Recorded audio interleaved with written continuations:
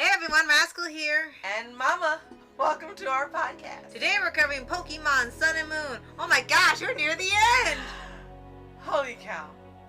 Yes. This season changes up its formula due to Disney, as Ash's journey takes him to the Alola region. Alola. Two different things. Where he'll be attending a Pokemon school for the first time, and really the second time, because he went the first time when he was still with Misty and Brock. He makes new friends and discovers new Pokemon, along with the mystery of the island Pokemon protectors. Yada, yada, yada. Okay, and before we start, be sure to like, subscribe, notification bell to get updates on future podcasts and load of pause videos. Absolutely, and more Pokemon. This is an absolutely strange series. Now, before we start, Phoenix recommended it. Phoenix said he and Sylvian love it. Mm-hmm. And based on when they saw it, it makes a lot of sense because clearly this particular series from Disney targeted a younger audience. Yes. And it's less about action and more about just having fun and goofing off. Now, when we got to Sun and Moon, we were watching all these seasons in order.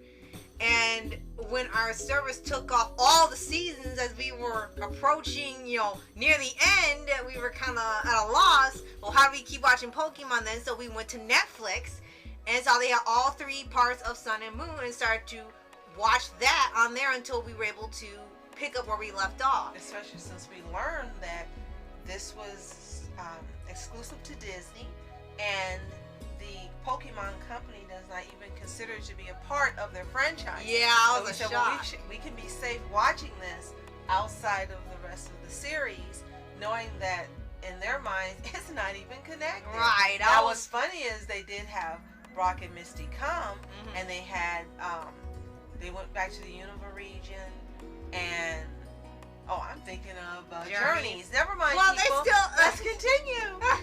But they did have Brock and Misty come back. Yeah, they still showed up. Never mind. We don't know if the other characters came back or was it just them because it was the original one. Right. And for here, we were a little taken aback by the tone shift. And this is after XYZ, which is considered, we heard, the best seasons of Pokemon ever made. So for them to go to that to this was a little jarring. The animation style was much different. It was more rounded, more even more colorful than before. There was more emphasis on him having fun. It wasn't really about a journey this time. He goes to this island, not even on purpose. It was because his mom and Mr. Mime had won a little contest, and they end up getting a trip there. And then Ash just wants to stay because of all the new Pokemon. He gets to learn about Pokemon at the school, which they don't really do, and see some new ones there, and they have new things there. So it was a little different. It had nothing to do with going to a league because they didn't even have a league. Right. They don't get a league apparently till a little later. But here it was just pretty much just goofing off and having fun. There was no element. Kahunas, who would be the Pokemon, who would be the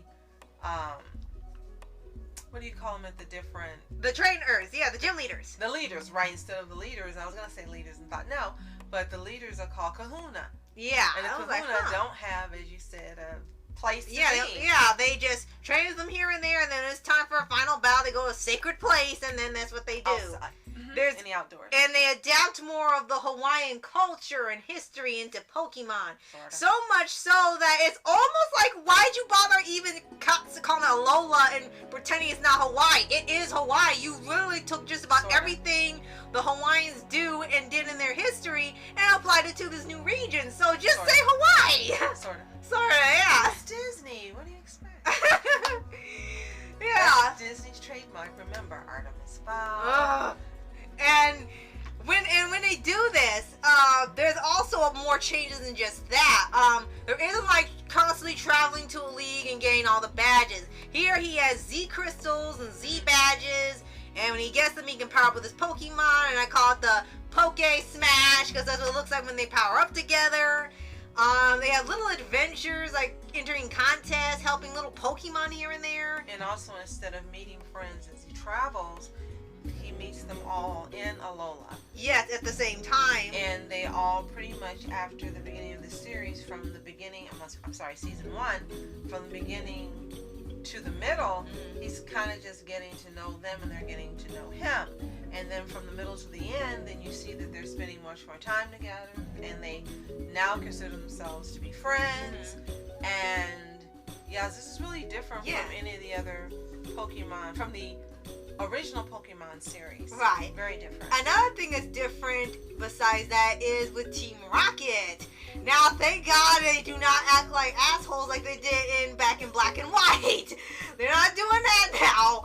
But there's a little bit still of a difference in here with them. I mean, they're back to being goofy and chasing Ash. I mean, they just happen to go to this island and Ash happens to be there. Of course. But the changes is that they add that they give them a new model that's like too long. They have these extremely exaggerated facial expressions.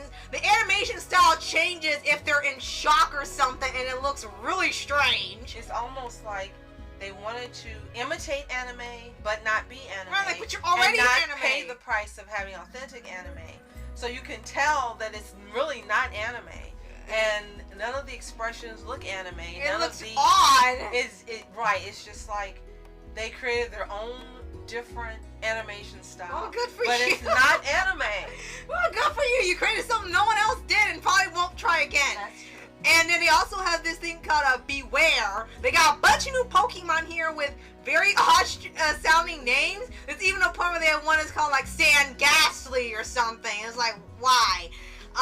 Before we get to the Pokemon, they have this thing called Beware. It looks like a giant pink panda. And it's supposed to look happy, but it's not happy all the time. And for some reason, it gets attached to Team Rocket a lot, and it just takes it with it, takes them with them back to its cave, and he feeds them. And that's really it. You don't really get an explanation why the bear just automatically attached itself to them and wants to keep them there. And every time they leave and do something, it finds them at lightning speed no matter where they are, grabs them and takes them back to the cave, and then feeds them. You don't really get why. Maybe they reveal it later. He's not hurting them. It's just something weird that they're doing to establish a base for them, and all it does is just feed them. First, the season starts out very slow. We're kind of like, this is really slow. This is really weird. It's not like Pokemon. And then Phoenix assured us, just stick with it. It'll get better. And we're happy to say it did.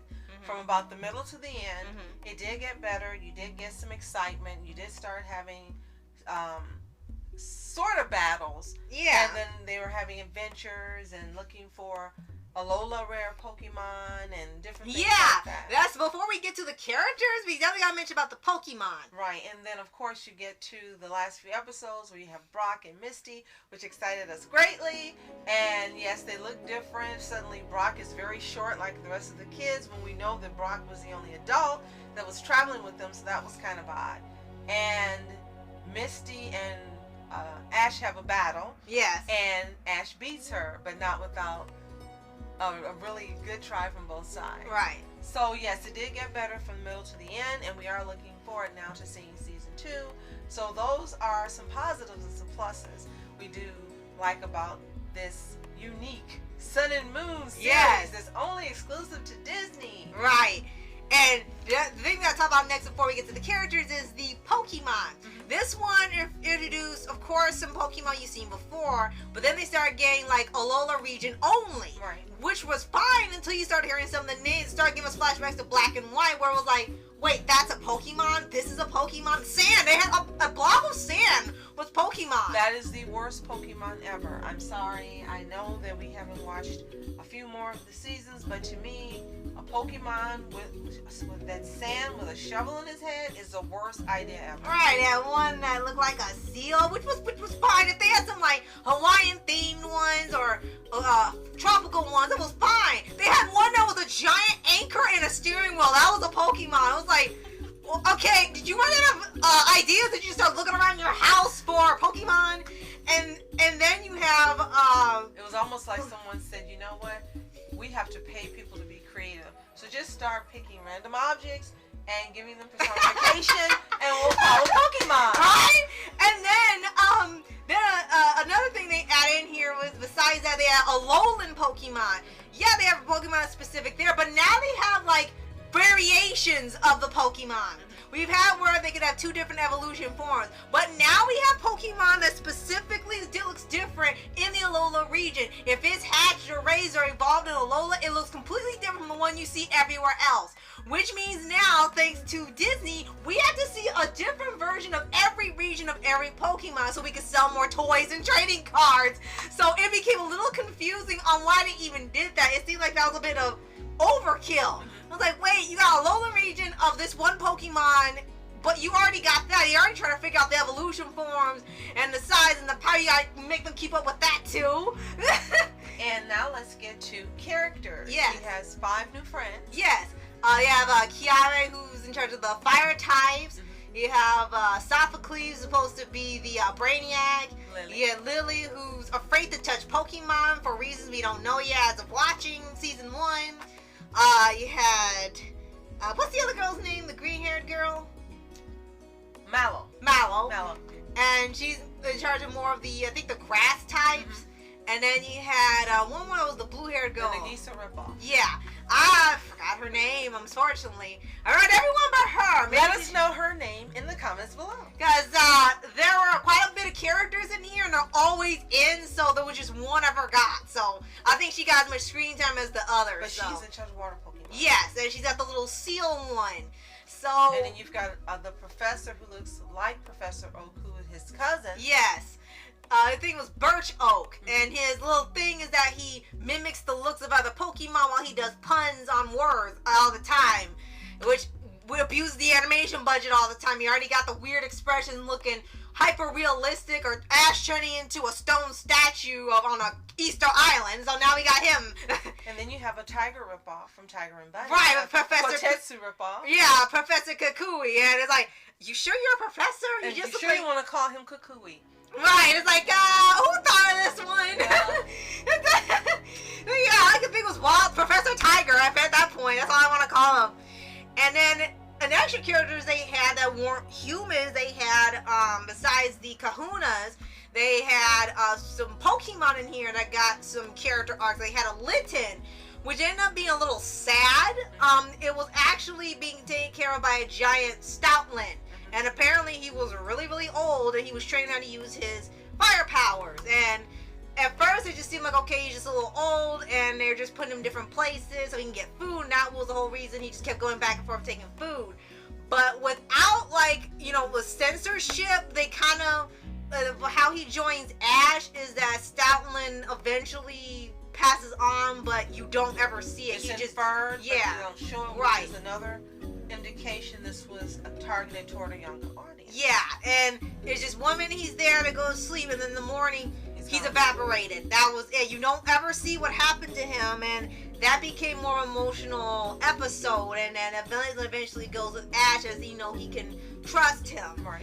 And the one thing I will say they kept for that with Ash is that despite a lot of these odd changes, Ash's core character is still the same, except that he can't cook now for some reason and can't stay alone by himself. I'm not sure what that's about. Right, that's kind of odd. I guess they wanted to make it more comedic, so, but for here, he still or they cares wanted about... to show him in a different light, because before, in the Pokemon Company versions, he's pretty self-sufficient, and anybody he travels with, they all figure out how to do everything. But in this one, he's more childlike. Again, another indication this is for a younger audience, and he can't do those things like cooking and cleaning and so forth. Right. And he has to live with adults. So maybe they just wanted to, in this case, give a contrast version of Ash versus the self-sufficient Ash. Right. And they keep the core part of his character where he's caring about Pokemon and other people, and he was doing all he could to help Stoutland, and eventually you know what's going to happen, but he did everything he could, and he stayed with Litten a whole day in the rain so he wouldn't feel alone. He helped his friends with their Pokemon when they were entering contests. He always took care of the Pokemon, and that was a great thing. I'm glad they still kept within Ash. He was still very caring and empathic towards Pokemon no matter what. And I'm glad that happened. Yes. And the biggest disappointment for me is no movies. Yes, not this time.